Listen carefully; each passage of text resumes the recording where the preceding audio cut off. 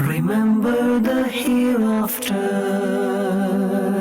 and you will remember why you are here. Remember the hereafter, and you will remember why you are here and what you are after. الحمد لله رب العالمين والصلاة والسلام على سيد المرسلين أما بعد فأعوذ بالله من الشيطان الرجيم بسم الله الرحمن الرحيم الصلاة والسلام عليك يا رسول الله الصلاة والسلام عليك يا رسول الله وعلى آلك وأصحابك يا حبيب الله وعلى آلك وأصحابك يا حبيب الله الصلاة والسلام عليك يا نبي الله الصلاة والسلام عليك يا نبي الله وعلى آلك وأصحابك يا نور الله وعلى آلك وأصحابك يا نور صلى الله تعالى على محمد صلى الله عليه وسلم. Dear viewers of Madani Channel, welcome back to YOLO. You only live twice. Alhamdulillahi Rabbil Alameen. In YOLO, we've been on this beautiful journey through the creation of the soul and all the way to the events leading up to the Day of Judgment. Today, another very, very important, very intriguing and very interesting topic. Before we move to that though, let me introduce my two learned scholars. First of all, joining me is Shiraz Bhai. Shiraz Bhai, welcome to the program. Jazakallah. How was your journey here? Alhamdulillah. MashaAllah, MashaAllah. And with him, Alhamdulillahi Rabbil Alameen, we heard from him last week. Although he's been part of our team for a long time, we heard from him last week, MashaAllah, with some beautiful Madani pearls. It's Habib Bhai. Habib Bhai, Assalamu alaikum wa rahmatullahi wa barakatuh. Welcome to the program. Jazakallah khairah. As we always do, we're going to start off with a beautiful benefit of reciting Durud Pak. Now imagine this. It's the Day of Judgment, and people are drowning in their own sweat. It's a terrifying day, full of difficulties and terrors and accountability. And yet those who are near the pious servants of Allah Azza wa Jal will be in ease. Those who are perhaps near the prophets and the messengers of Allah Azza wa Jal will be in more peace and tranquility. And can you imagine those who are next to Nabi Kareem sallallahu alayhi wa sallam? They will be in pure bliss. Listening to this hadith of Barakah, imagine that great day. Nabi Kareem sallallahu alayhi wa sallam is reported to have said that the closest to me on the Day of Judgment will be the one who recited Durud Pak upon me in abundance in this world. Sallu ala al-Habib sallallahu ta'ala ala Muhammad sallallahu alayhi wa sallam. Remember the hereafter, and you will remember why you are here. Remember the hereafter,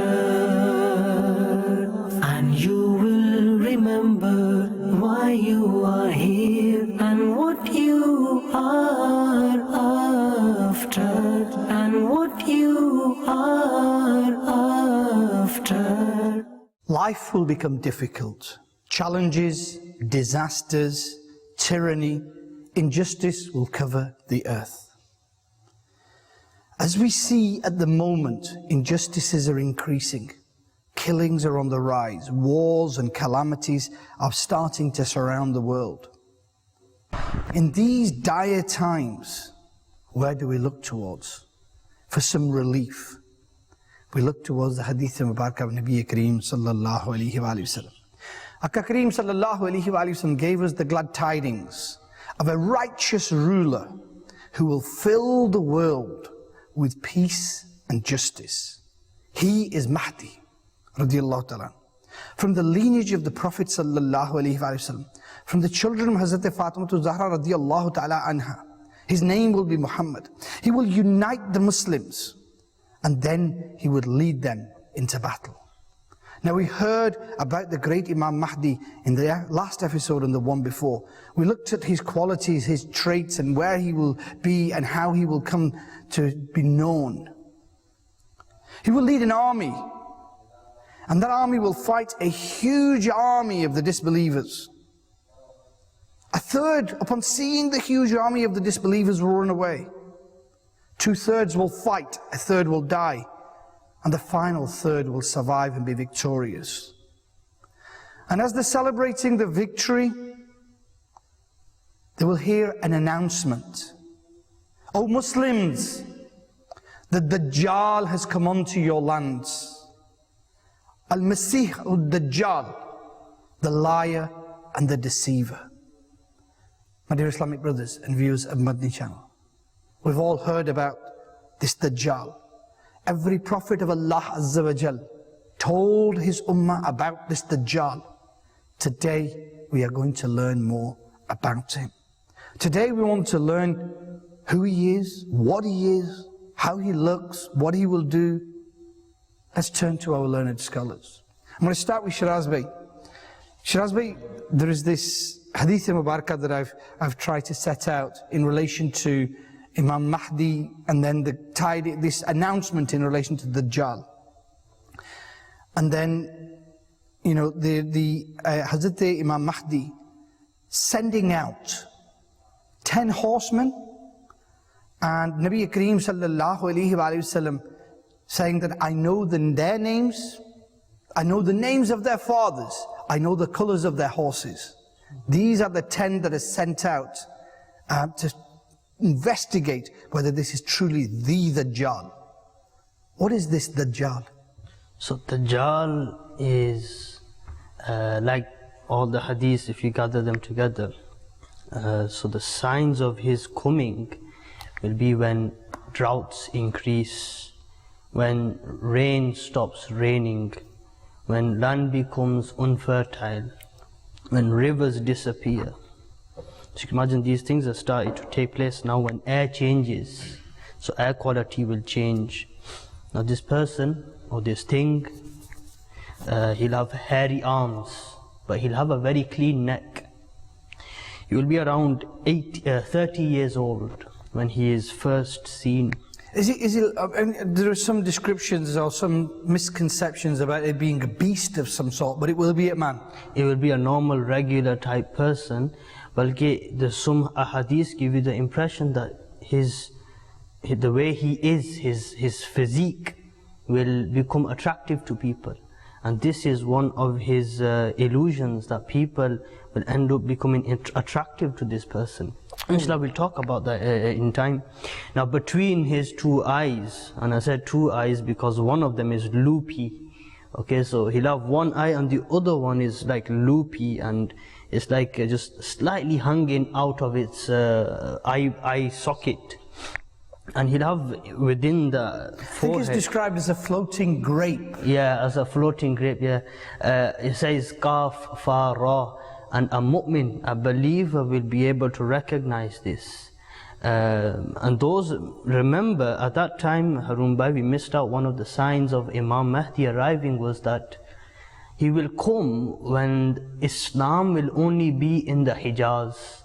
And Hijaz was the original name for Makkah and Medina. If Islam will only exist in the boundaries of Hijaz, what does that tell you about the rest of the world? Allah. So this is like the small description of Dajjal, and he will come with a mission. And his mission, inshallah, we'll explain that when Isa alayhi Islam's topic comes, that what his actual mission is and why he is going to come, what is the purpose. I'm just going to ask you a question before I come to Habiba, because I've got a few questions for him. But just looking at the background of it, what we discussed was Hazrat Imam Mahdi radiallahu ta'ala coming and unifying the Muslims. You mentioned that Islam there will be injustice and tyranny all over the world, and that Islam will be restricted to the Hijaz, Makkah and Medina. Then Hazrat Imam Mahdi will fight the battles and unite the Muslims and, you know, refresh their imans, and then the Muslims will be victorious. And as soon as they're victorious in the battles, is the announcement made for the Dajjal. But the question I had just before you comment on that is that at this stage, we've heard of this era where there's a blissful era of Islam, where Islam rules the whole of the earth, and it's back to the golden era of Islam.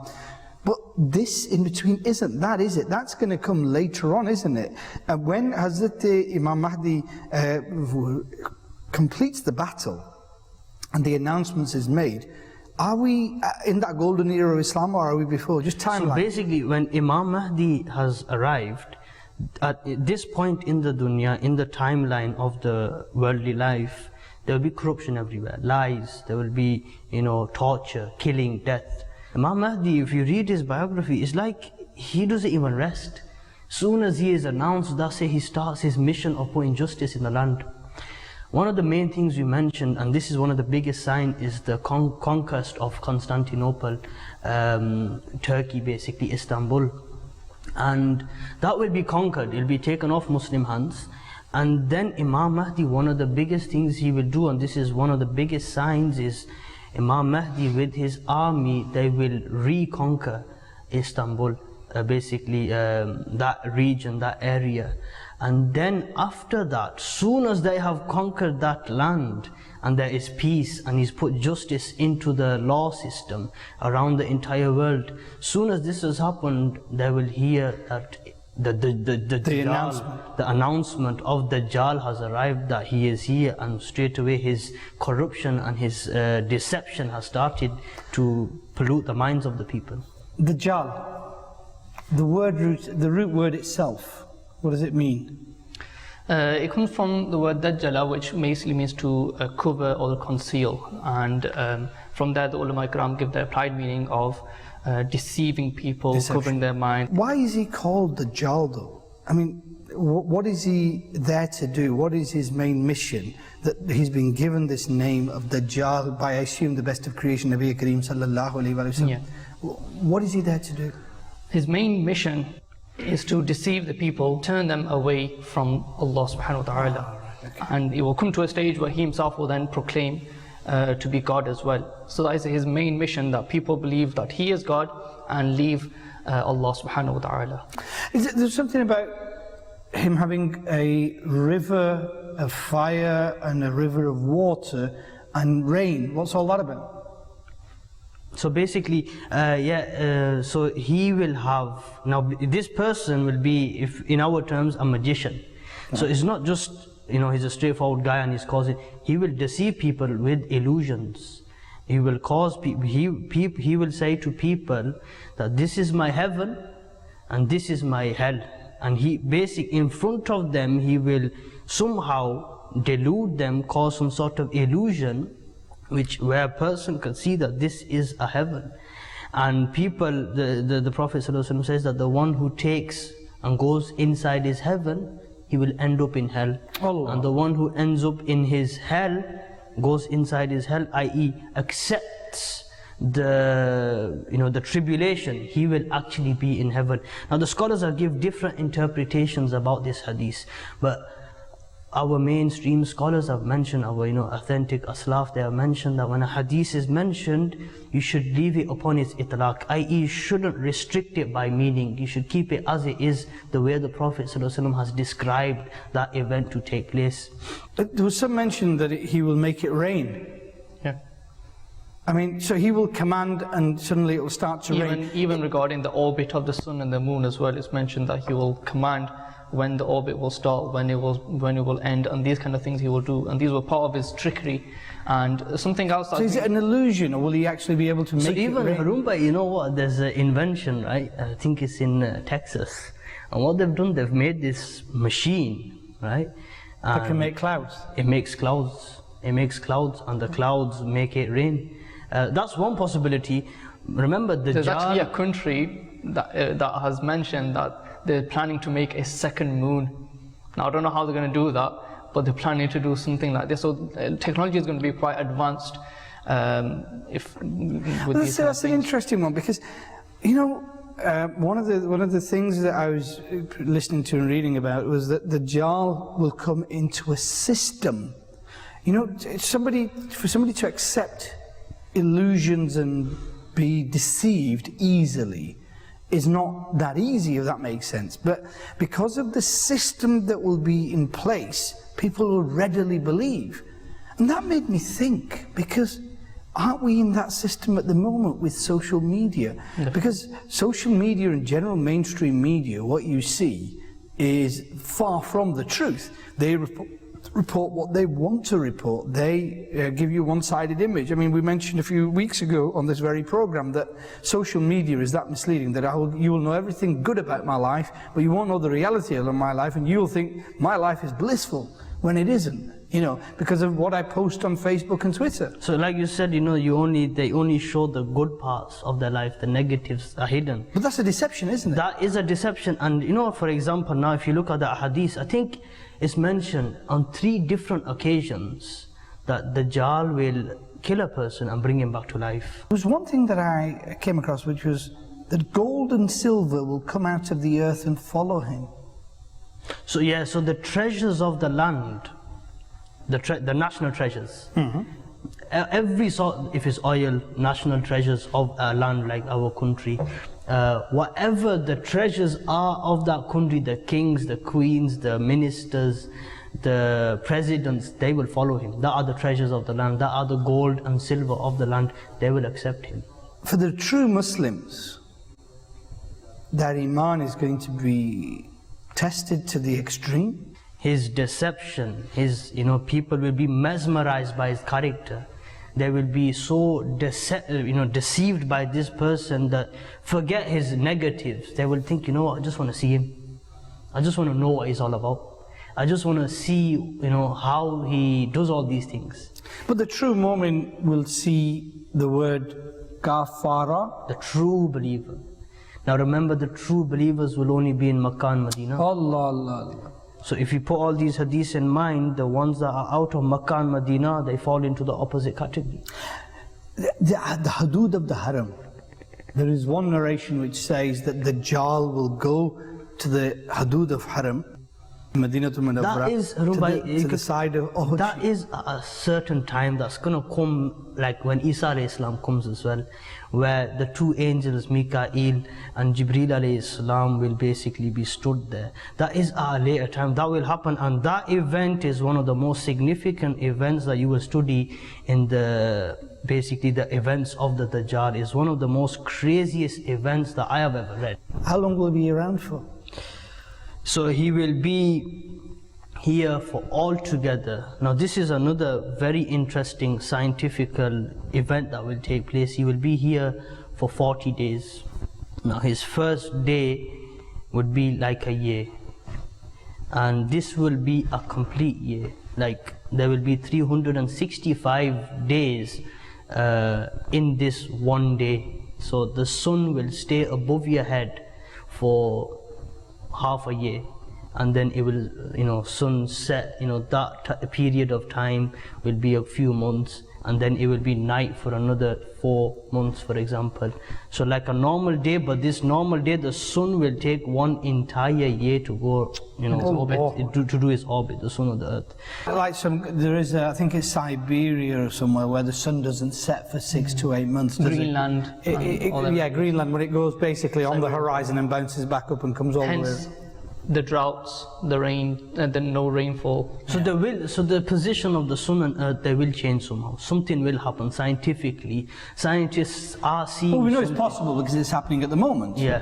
And there are places on the earth where there's 6 months or 8 months of darkness. There could be something called a pole shift, where the poles move, and because at the poles, that's where the sun and the moon has longer turns in its orbit. Yeah, I mean, scientifically, we look for an excuse, and Allah entertains us by giving us an excuse. For us, it's if the Prophet said it, it's going to happen. Definitely. So the second day out of the 40 days, so the first one will be like a year, the second one will be an entire month. His reign, the sun will be above us for, let's say, 2 weeks, 2.5 weeks, and then it'll be setting and rising, that period of time for like 1.5 weeks. So that will be an entire month. And so the first day is a year, the second day is a month. Okay. And then the third day, now here there's 2 different hadiths. One says that the third day will be like a week. Okay. And then the rest of the remaining days of the month will be like normal days that we have. Regular days basically. And the other hadith says that the third day will be like a Friday, a normal Friday. So there are 2 different ahadiths. What I wanted to come to is, okay, we've heard about this Masih Dajjal and what the things he will do and the illusions and the delusions he will create. But as a Muslim, as a mu'min, what can we do?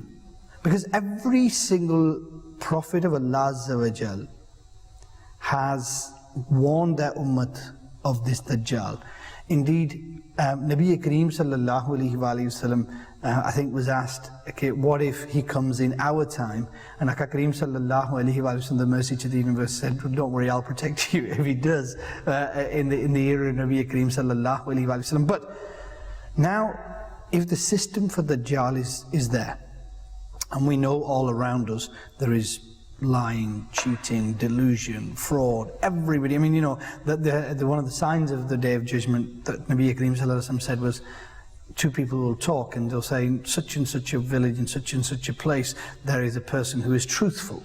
And that's how bad, and we can see how that is happening now. I mean, everybody's out for themselves and defrauding and everything else. In this situation, as Muslims, how can we protect ourselves is the crucial question. We've got 5 minutes left, and I just wanted you both to give us some Madani pearls, because I mean, okay, these are fascinating stories. These are fascinating accounts, some of which have come true. We know the others are going to come true because the most truthful of the entire creation of Allah Azza wa Jalla has told us about them. But how do I now bring that into my life? I know, for example, that this Dajjal will come. I know Imam Mahdi will come. I know that the system is there. I know that there are fitna after fitna after fitna, deception after deception after deception, all around me, and more to come. As a Muslim, what do I do for myself? How do I protect my family? How do I protect the Ummah? So the Prophet ﷺ is basically, he's told us the answer to this already. Subhanallah. And sometimes, you know, we read something, we hear something, we learn something, but we don't actually acknowledge it. We don't understand it the way we're supposed to understand it. Prophet ﷺ has said, whoever reads the first 10 or the last 10 verses of Surah Kahf on a Friday, or memorizes it or reads it completely, he will be saved from the fitna of Dajjal. So this hadith, okay, we hear about it.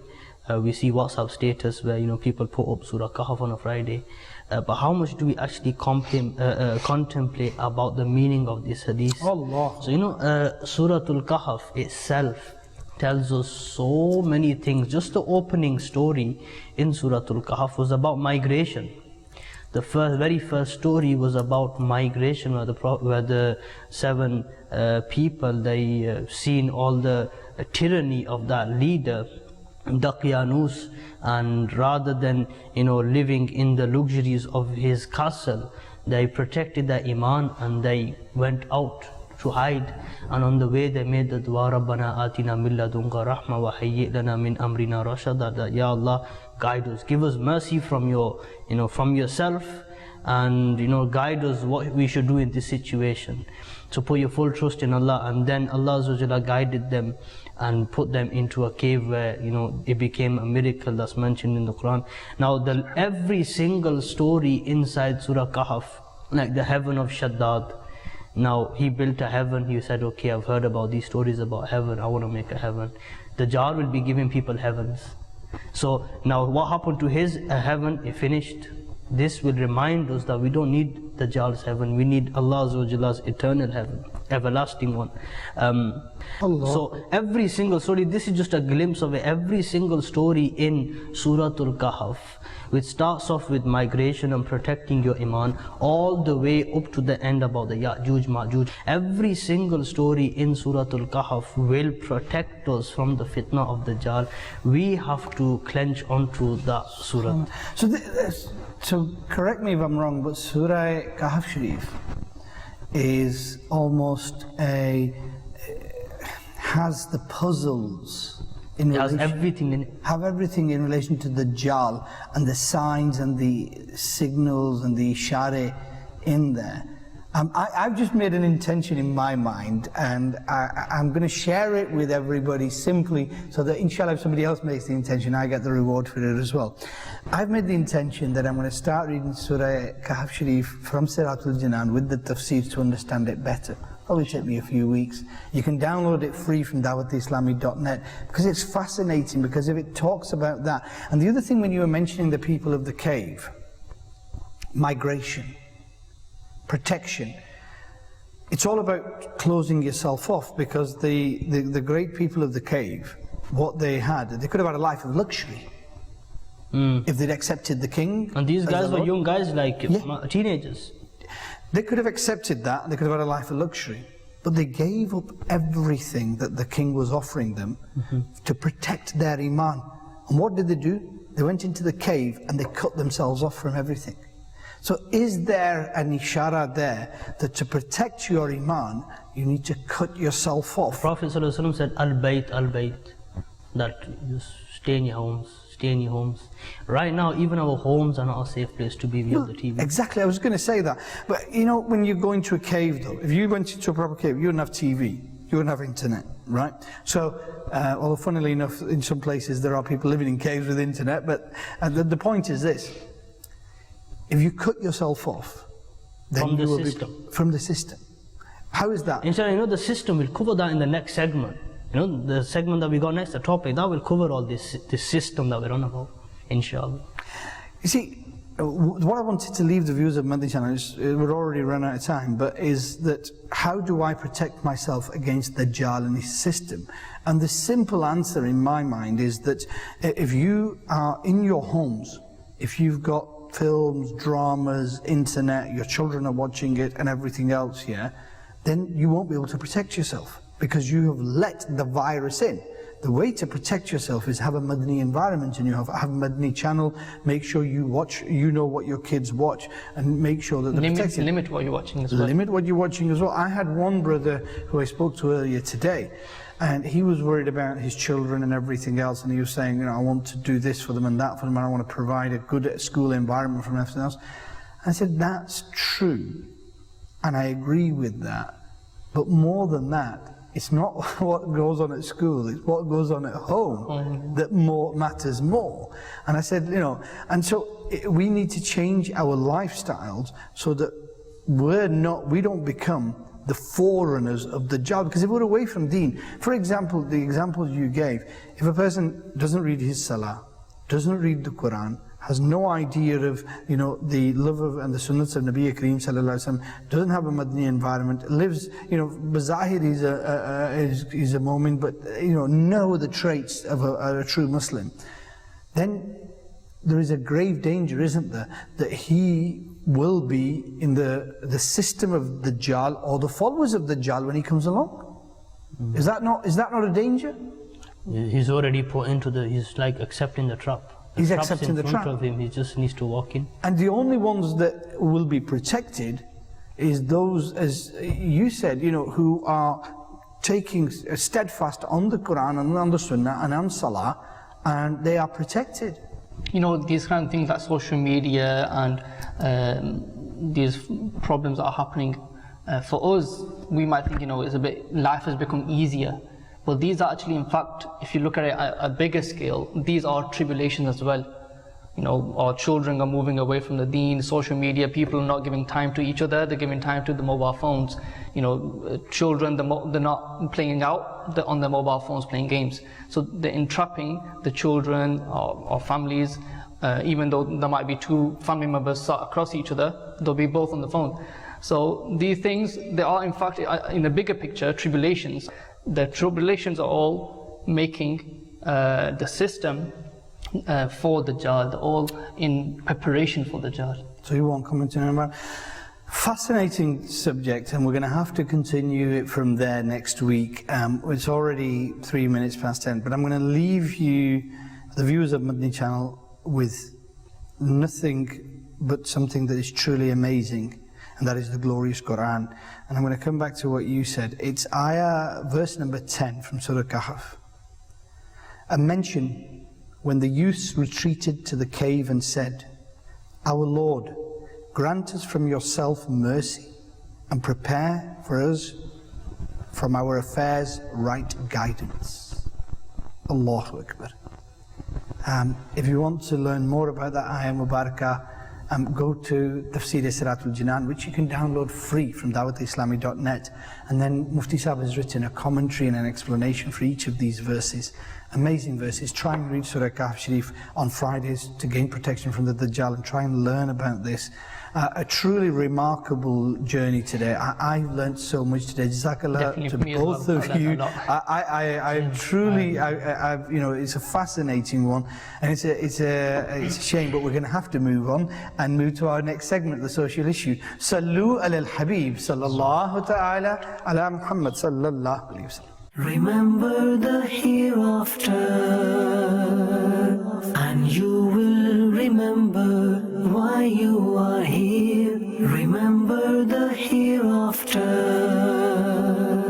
and you will remember why you are here and what you are after, and what you are after. The topic that we've chosen today on the social issue front is loans and debt. And what I wanted to kind of briefly discuss was that, you know, in the times gone past, say if you could afford a big house, you had a good job, or you know, you had some inheritance and you could afford things that I couldn't, I just accept that. I can't afford it, you know. And so that was the way. We're living in an era where debt, taking on debt, and paying interest on debt is accepted as part of life.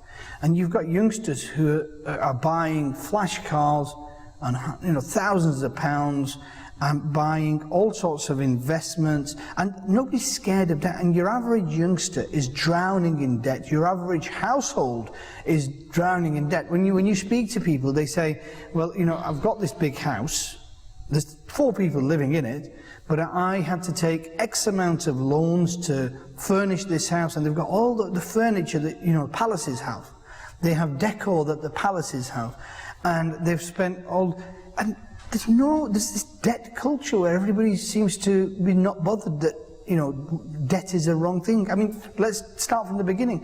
Is taking on debt wrong in Islam? It's one of the, I think, 18 in Madani Channel that did you refrain from taking loans and debts? Did you refrain from borrowing people's shawls and other things? You know, we have a thing called qana'at. Qana'at is sufficing yourself upon, you know, what you only need. So if a person only needs, for example, 4 wheels, a steering wheel, a small 1.2 liter engine to get him to work and back, to, you know, get his shopping, to get his, you know, drop his children off to school, then he should only stick to the 1.2 liter engine. Shiraz bhai, Chaudhry Sahab, Nikki ji gaddi to nahi jaise. You know, you can't have somebody of Chaudhry Sahab's, Raja Sahab's status going to work in a Datsun Sunny. Come on. I remember one of my mates, right, you know, when the new model of the C220 come out, he's bought it fresh, 2016, right? And a few months later, I seen him in a 1 liter Micra, like broken, bumpers hanging off, lights are damaged. What are you in? He's like, what can I tell you? I go, what's up? He goes, yeah, whenever I'm in that Merc, everyone's looking at me and saying this about me, saying that about me, and they're hating me. They have jealousy. And now I'm in this, I feel scorned because they're laughing at me. He didn't want people to, you know, have that pain inside the heart that he's got a Merc and I haven't. This is the type of mentality he had. So he went and bought Micra, and he used to drive that around local when he had to go, you know, far distance or whatever purpose he needed the car for. He used to take that on, you know, his purpose where no one would see him, to be honest. So this is the mentality he had. So if you could suffice yourself on a 1.2, use the 1.2. Don't go out, you know, out of your league in a 4.2, for example, and then the rest of your life you're basically taking most of this out of your children's mouth just to pay for a uniform. We've gone beyond, you know, way beyond that, because now what we've done is, you know, in the olden days, there used to be this concept, chadar dekh ke paun phailaye. Now, I'm going to try and translate that into English, but look at the, you know, your capacity, and then stretch your feet out.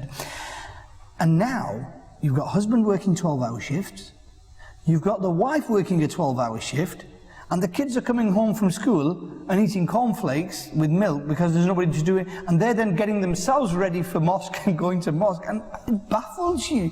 And you think, how are they doing it? And the problem is that they wanted, rather than live in a normal house, you know, £100,000 house, they wanted the 300 mansion, And now they wanted, rather than the normal car, they wanted, because next doors, the Johnsons have got it kind of thing, they wanted that. So now to afford that, they're having to work, and the very standard of life they were trying to raise has gone down the drain. And their standard of life's become, again, it goes back to the topic we had before. Exactly. Facebook. Yeah. They will show, this is our car, and nobody will see the 18 hours that they're putting in to maintain that car, or this is our house, look how beautiful lifestyle we've got, but we're both working around the clock, and it's all a deception, isn't it?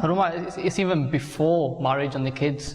Like there was a case where a person, he spent £25,000 of money, and he got debt, and he took that loan out, and he spent it just for his wedding. And he invited all the guests. They went to some special, some island or something, and did the wedding there. And Harun Bhai, after not even 1 week, not 2 days, on the wedding night, talaq occurred, divorce.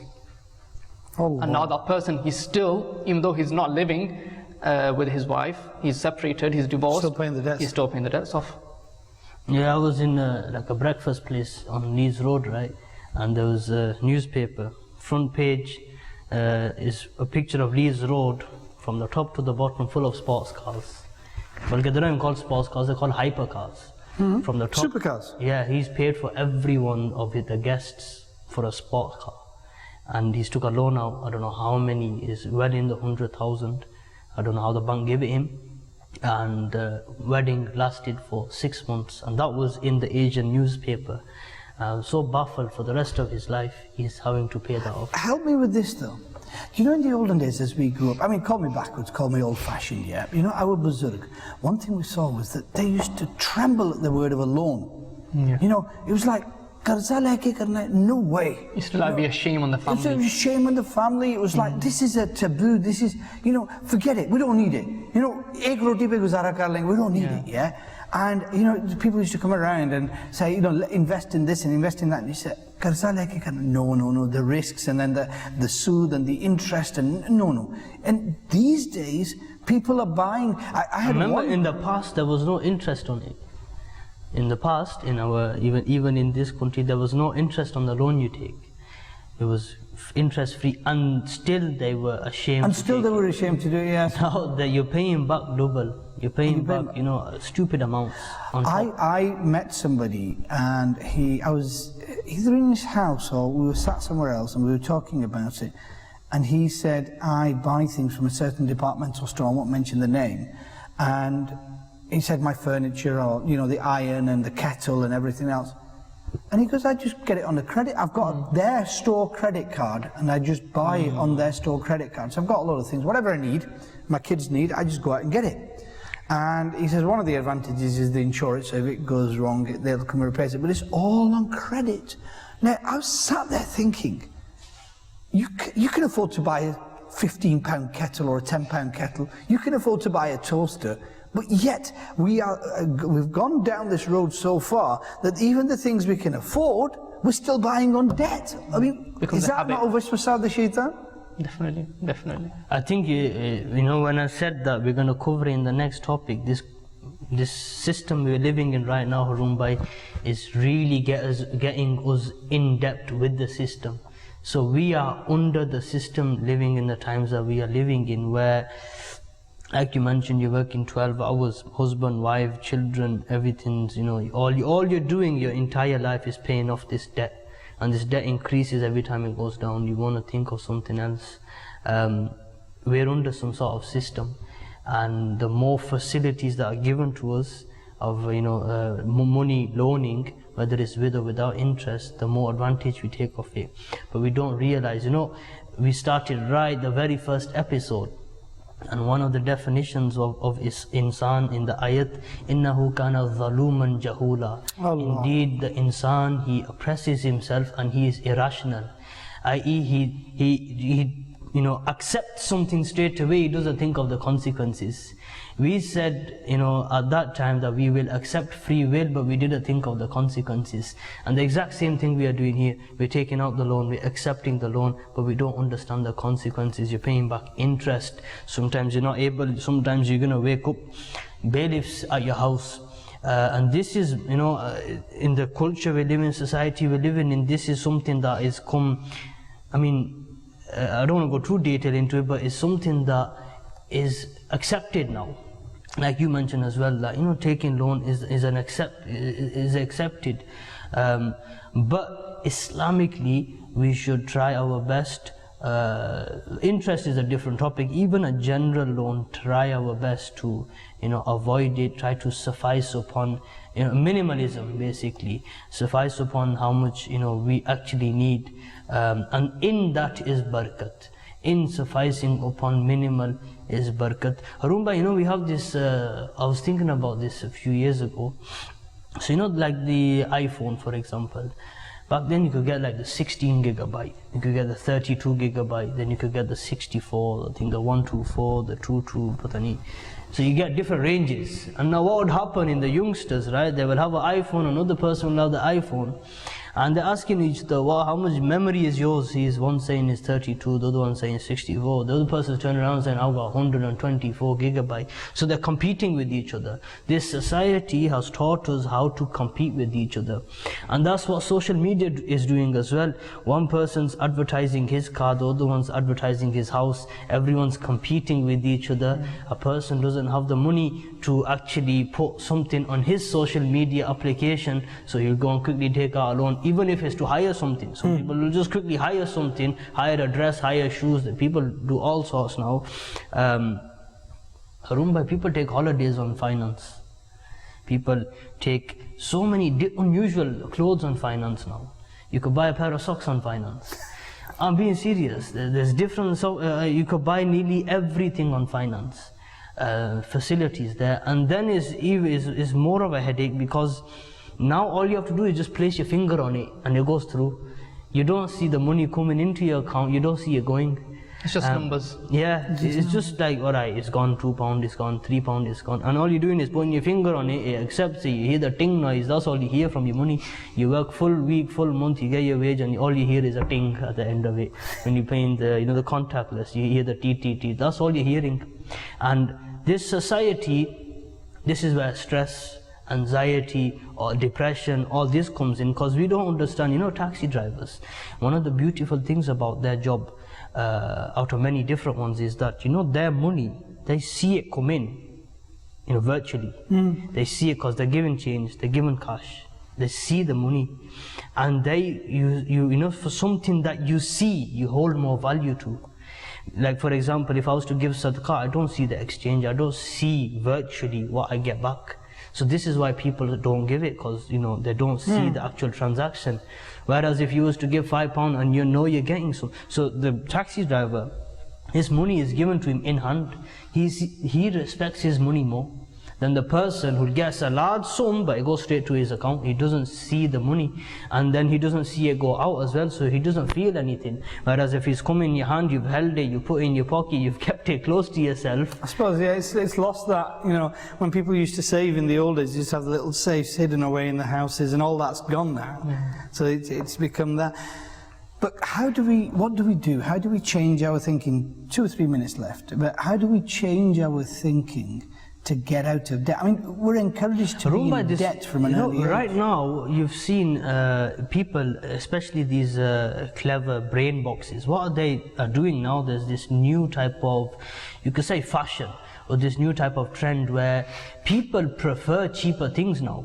So before we had the very expensive supermarket, now we got this cheaper type. It's the same product though. Before we had the very expensive phones, and now we got the cheaper type. Same thing though, it's got the same camera, it's got the same features. Before we had the very, very expensive cars, and now we got the cheaper version of it. Before there were very expensive homes, now there's a cheap. Everything, just because of the market, everything is becoming cheaper.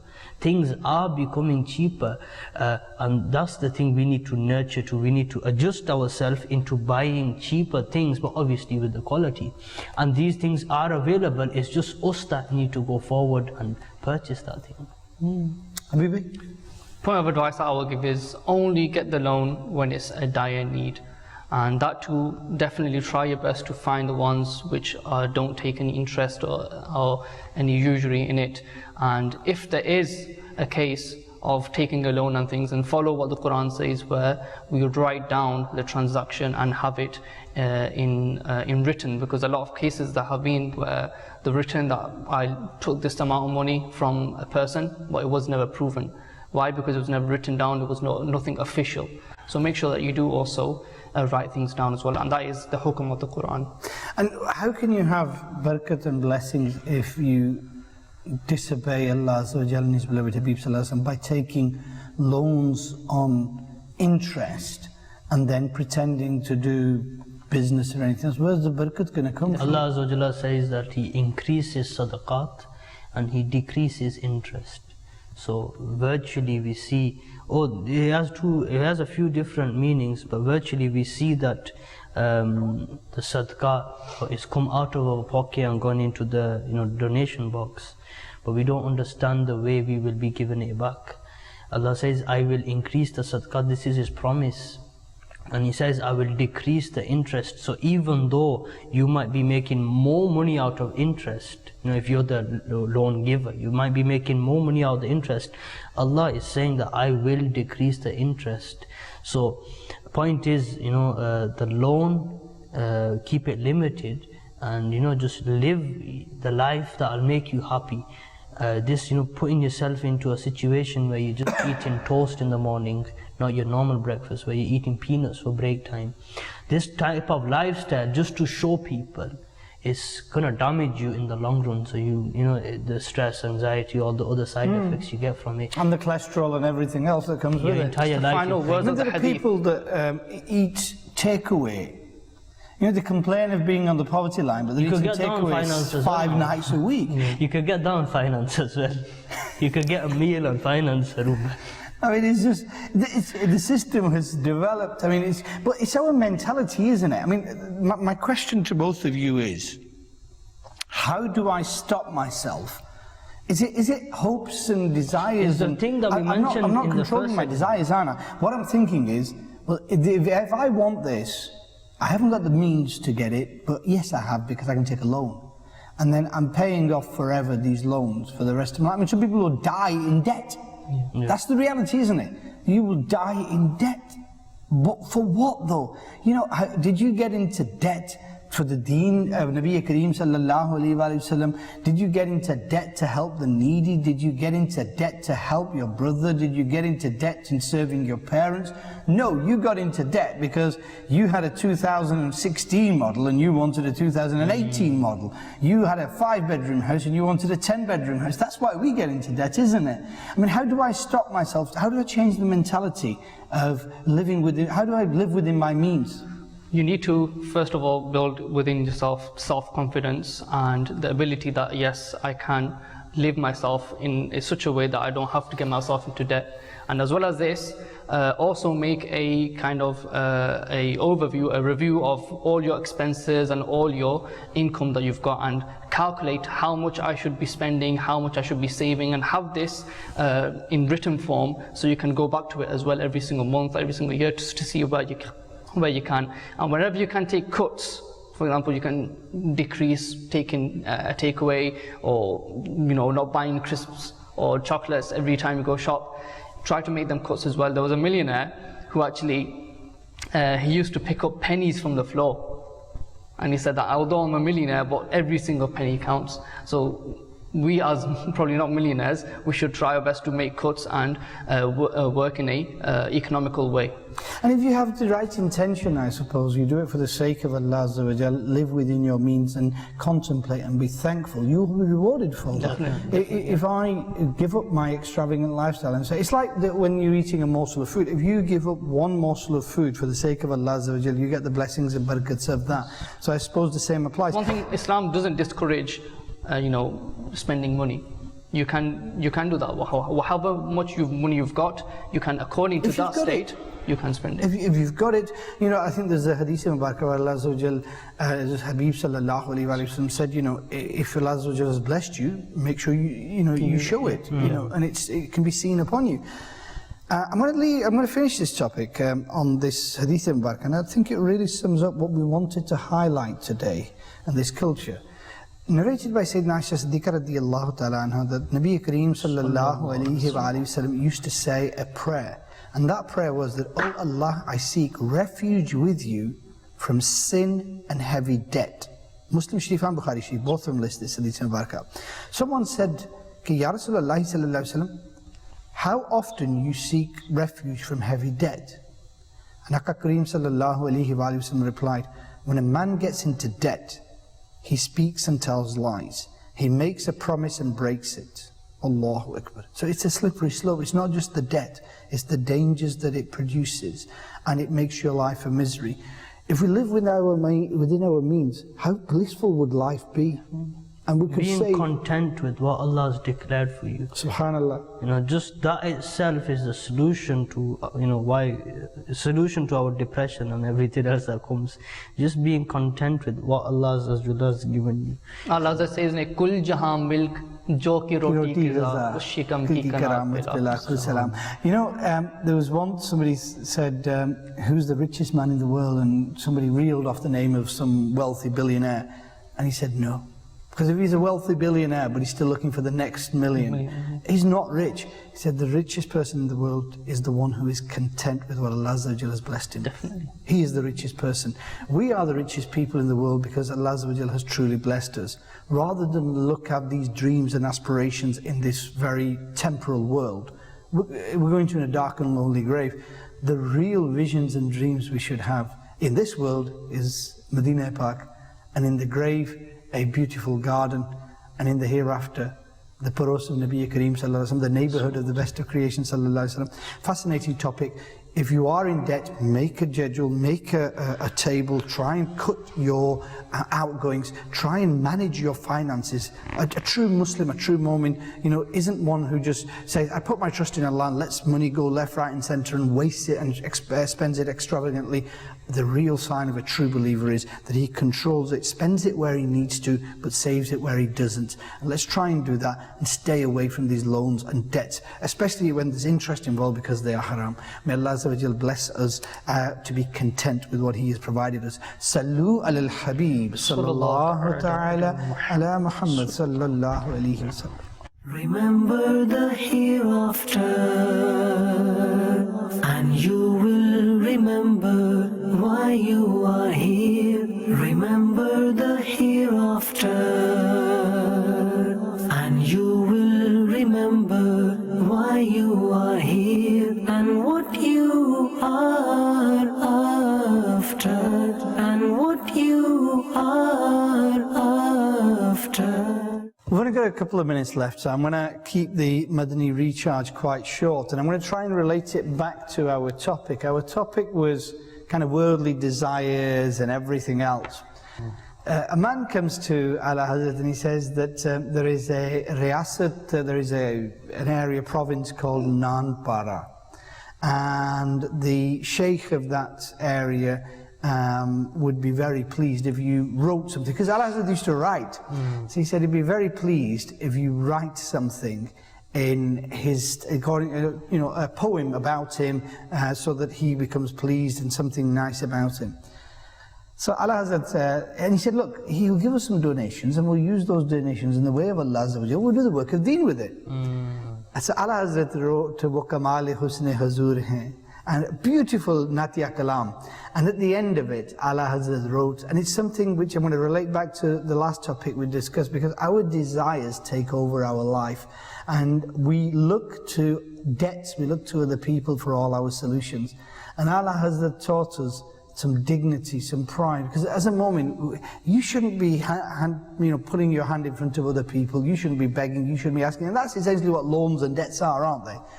So this man comes and he says, write something for this person, this governor, and Ala Hazrat says, no, I'm not. And Ala Hazrat writes this beautiful Naat-e Pak, yeah, Wo Kamale Husne Hazur Hai. And at the end, he writes a couplet which is truly amazing. Ki karum madhai ahle duvul raza. Why should I waste my time singing the praises of the people of the world?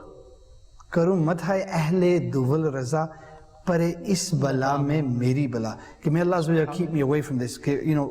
All the curses be upon this. I don't want to go near this. मैं गदा हूँ अपने करीम का. I am the servant and at the court of my master Nabi Kareem sallallahu alaihi wasallam. And my deen, Mera deen paraye nani. My deen isn't a piece of bread that I can just hand out to people. And Allah was not only in that was saying naan para was the riyasat and naan, mera deen paraye nani, but also he was teaching us dignity in the love of Rasulullah sallallahu alaihi wasallam. You know, you are an ummati of Nabi Kareem sallallahu alaihi wasallam. Why should we be holding our hands out to companies and say, give me loans for this? We should be living with our means in accordance with the sunnah of Nabi Kareem sallallahu alaihi wasallam. If nothing else, at least the love of Nabi Kareem sallallahu alaihi wasallam should make us live without our means. May Allah Azza wa Jal give us all the blessings and barakats and increase the love of Nabi Kareem sallallahu alaihi wasallam in our hearts. Time's up. We've had a truly amazing and fascinating insight into the arrival of this, I won't call him the beast, because this Dajjal, this deceiver, this illusioner, this Antichrist. And next week, I'm already looking forward to where we go next. Don't forget to join us on Madani Channel. Inshallah, we'll continue from here. Keep watching Madani Channel. Sallu ala al-Habib. Sallallahu ta'ala ala Muhammad sallallahu ta'ala. Remember the hereafter,